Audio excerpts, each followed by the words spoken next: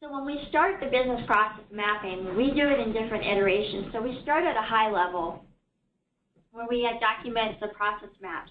Remember I said that you can do this as part of your requirements gathering session, because then you don't have to go back and redo it. So we start, again, keeping it high level, documenting the process, detailed enough so that you understand what the process is, but not so detailed that you get bogged down into the minor details, because you are going to then dissect your process into where some of the inefficiencies are and dig deeper and go down a level for those particular process areas. We send out workshop guides to help you identify which processes your organization wants to document. We recommend using the 80-20 rule, so document the 20% of your processes that take up 80% of the time. Sometimes it's not worth improving a process that you only do one time a year or that happens every few years. So you want to make sure you're looking at the right processes. We also recommend that you do a benchmark assessment so you understand based on competitive analysis and how your competitors may be operating, where you lie against your competitors. So sometimes you may not have access to this data, but things like inventory turns or quick asset ratios or things like that you can get from your competitors' financial statements and understand how you're operating against those competitors. That gives you an idea or target of where you might want to target or a goal on where you want to maybe target your process improvements to achieve. So if you want to reduce inventory turns, you might want to get it more closer aligned to what some of your competitors are doing. So that gives you a good idea, a starting point of what that goal should be. You want to do requirement workshops where you then work with your teams and identify what the pain points are associated with the various steps of the process and identify what some of those future state requirements are going to do. And then again, if there's inefficient steps within a process, then you're going to want to do those deep dive sessions to understand at a lower level what some of those key requirements are going to be for a process. You want to baseline your business case. So as you're identifying what your potential cost savings are, document them as part of your business case, and then complete an organizational readiness assessment as part of your first step of business process mapping. So how ready is the organization for any kind of business transformation or change, whether it be just process related or from an ERP system?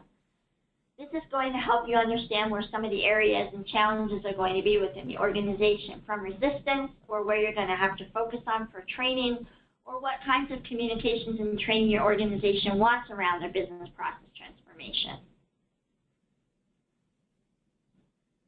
So the process mapping strategy, again, is one level at a time. So we start pretty high level. We probably don't want more than 7 steps.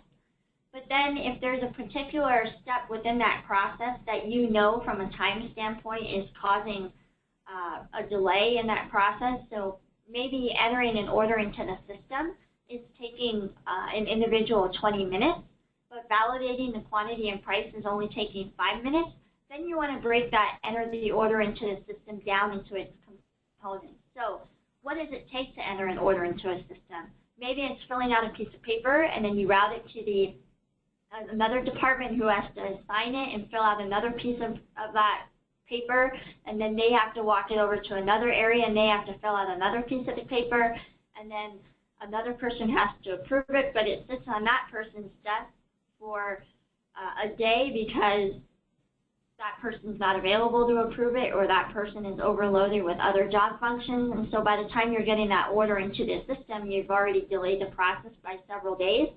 That's the thing that you want to identify to improve. So why do you have a paper trail of having all these individuals have to touch it? Why can't one individual touch it? So that's how you can start to get to some of those improvements. So again, at the high level, identify the time associated with those high level steps.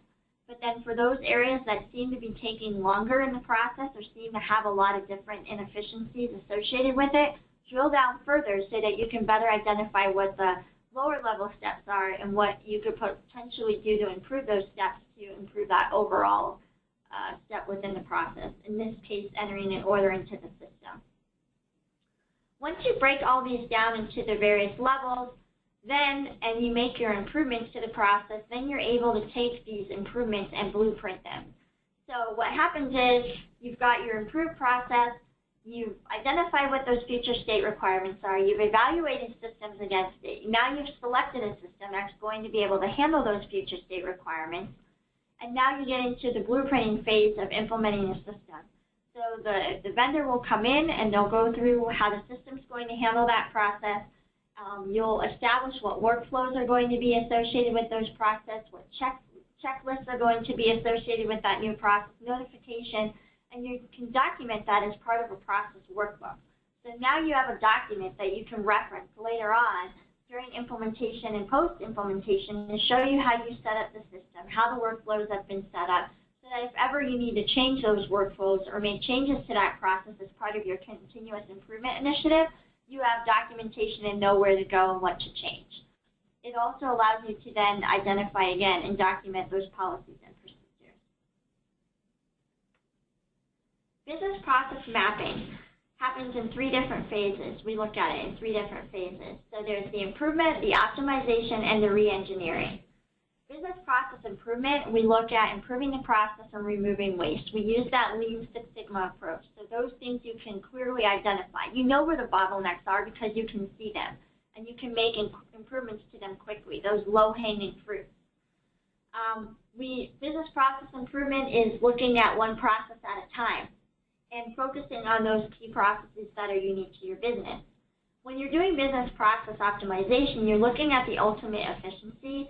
So you may use the Six Sigma approach, not Lean, but Six Sigma approach, where you're actually using data and analytics to validate and improve those processes. So it takes a little bit longer. You're going to get a greater business value by doing that, but it takes longer. Like I said, it could take a year to do a business process optimization project. And when you're looking at optimization, you're looking not at just those key unique differentiators, those processes that make you unique in the market.